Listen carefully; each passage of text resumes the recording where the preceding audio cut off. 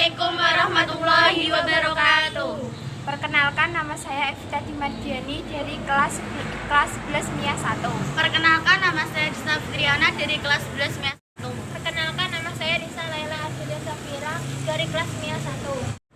Prinsip-prinsip seni lukis: 1.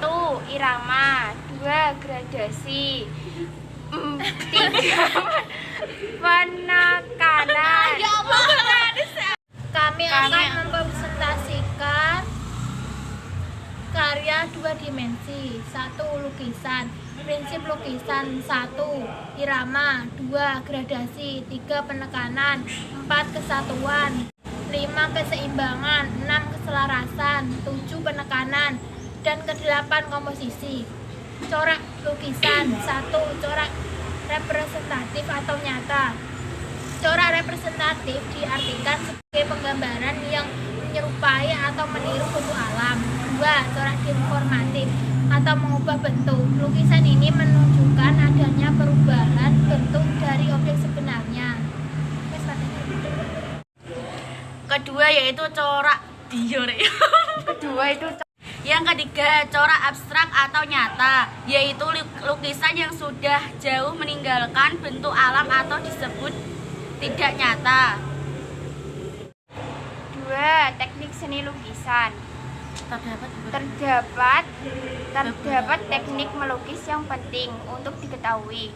Dengan teknik yang tepat dan dihasilkan lukisan yang indah dan tepat dan dihasilkan lukis yang indah dan bernilai seni. Kaidah-kaidah yang digunakan dalam menulis disebutkan teknik melukis. Terdapat beberapa cara menulis, di antara pointilis. 2. Tempera. Tempera adalah cara pengeringan cepat pada media lukisan permanen yang terdiri atas pigmen berwarna yang dicampur dengan media pengikat yang larut dalam air, misalnya kunyit. 3. Plakat. Plakat adalah cara melukis dengan bahan cat akrilik, cat air, juga catnya dengan sapuan warna yang tebal atau ketal sehingga hasilnya tampak gelap atau menutup. 4. Cara melukis dengan menggunakan bahan cat air dengan sapuan warna yang tipis sehingga hasilnya tembus pandang, disebut teknik akuarel atau transparan. 5. Spray. Cara melukis dengan bahan air, cat cair yang disemprotkan dengan sprayer, disebut teknik spray atau semprot. Teknik ini digunakan untuk membuat reklama visual. Unsur lukisan. 1. Titik. Titik adalah unsur seni rupa yang paling dasar. 2. Garis. Menurut jenisnya, garis dapat dibedakan menjadi garis lurus, garis lengkung, panjang, pendek, horizontal, vertikal, diagonal, berombak, putus-putus, patah-patah, spiral, dan lain-lain. Sedangkan menurut wujudnya, garis dapat dibedakan menjadi 2. A. Garis nyata, yang merupakan garis yang dihasilkan dari coretan atau goresan lengkungan. B. Garis semu, merupakan garis yang muncul karena adanya kesan balance pada bidang warna atau ruang. 3. Bidang. Bidang merupakan pengembangan garis yang membatasi suatu pelu sehingga membentuk bidang yang menutupi dan beberapa sisi. 4. Bentuk. Bentuk juga dapat dikelompokkan menjadi 2 macam, yaitu A. Bentuk geometris. Bentuk geometris merupakan bentuk yang terdapat pada ilmu ukir, meliputi bentuk kubistik, contohnya kubus dan balok. Yang kedua, bentuk silindris. Bentuk silindris contohnya tabung, kerucut, dan bola. Bentuk non-geometris. Bentuk non-geometris berupa bentuk yang meniru bentuk alam, misalnya manusia, tumbuhan, dan hewan. Ruang. Ruang dapat digolongkan menjadi 2, yaitu ruang dalam bentuk nyata, misalnya ruangan pada kamar, ruangan pada patung. Yang keenam, warna. Teori Brewster adalah teori yang menyederhanakan warna yang ada di dalam menjadi 4 kelompok warna. warna pokok atau primer, yaitu warna yang tidak berasal dari warna apapun, meliputi warna merah, kuning, dan biru. B. Sekunder, merupakan campuran dari warna primer. Contoh, merah tambah kuning sama dengan jingga. Biru tambah kuning sama dengan hijau. Merah tambah biru sama dengan ungu. C. Warna teriter merupakan hasil campuran antara warna primer dan warna sekunder. Contohnya, kuning tambah hijau sama dengan kuning kehijauan. Biru tambah ungu sama dengan ungu kebiruan. Jingga tambah merah, jingga kemerahan. Selain jenis-jenis warna di atas terdapat pula warna netral, yaitu warna putih dan hitam. 7. Tekstur adalah sifat dan keadaan suatu permukaan bidang atau permukaan benda pada sebuah karya seni rupa. 8. Gelap terang suatu objek bisa menjadi intensitas cahaya yang berbeda pada setiap bagiannya. Demikian pula pada karya seni rupa seperti lukisan pemandangan alam.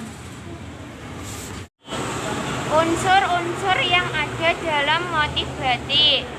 Unsur-unsur motif batik pada garis besar meliputi hal berikut ini. Ornamen utama atau pokok. Sobat batik pasti bisa menebak yang disebut utama atau pokok adalah sesuatu yang seharusnya wajib ada dan kalau rumah itu yang wajib dan ada fondasinya agar bangunan bisa regak berdiri. Jika batik ornamen utama atau pokoknya bisa terdiri dari beberapa poin, dilansir dan buku Keranji Batik Indonesia yang ditulis oleh S.K. Sewan Susanto dijelaskan soal ini. Contoh-contoh ornamen pokok utama ini diantara lain ornamen meru, ornamen garuda, ornamen burung, ornamen bangunan, ornamen lidah api, ornamen laga, ornamen binatang. Ornamen isian, orang Jawa menyebutnya isen atau artinya pengisi. Ornamen isian atau isen dalam batik bentuknya bisa berupa garis tipis, agak tebal hingga tebal. Kemudian ada juga titik dan semuanya memiliki istilah sendiri-sendiri. Contoh-contoh isen-isen seni batik: 1. Sisik, 2. Sisik melik, 3. Hirangan, 4. Grising, 5. Sirapan, 6. Cacah gori. Ornamen pengisi bidang. Ornamen pengisi bidang merupakan pola-pola batik yang berfungsi sebagai pengisi bidang kain di luar ornamen pokok. Unsur-unsur seni dalam batik. 1. Titik. Titik merupakan unsur seni rupa yang paling kecil. 2. Garis-garis terbentuk karena sebuah titik yang ditarik atau barisan titik yang berlekat impit-impit. 3. Bidang. Garis yang kedua ujungnya saling bertemu akan membentuk bidang. Warna. Unsur seni rupa yang juga penting dalam motif batik adalah warna. Warna dapat memperindah batik.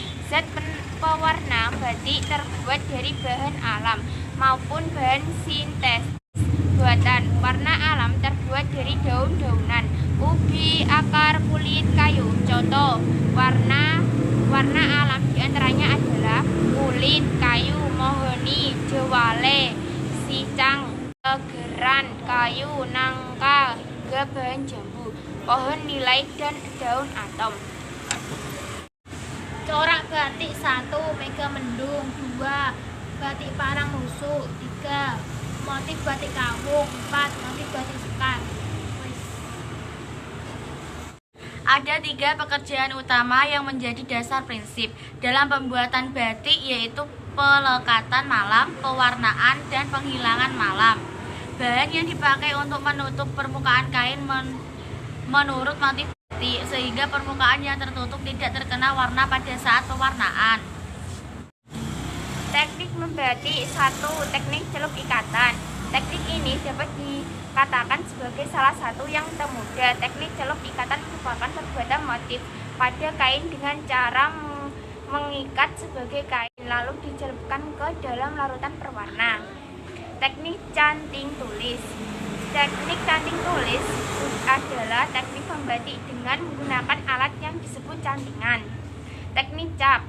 Teknik cap dilakukan dengan menggunakan alat cantingan cap.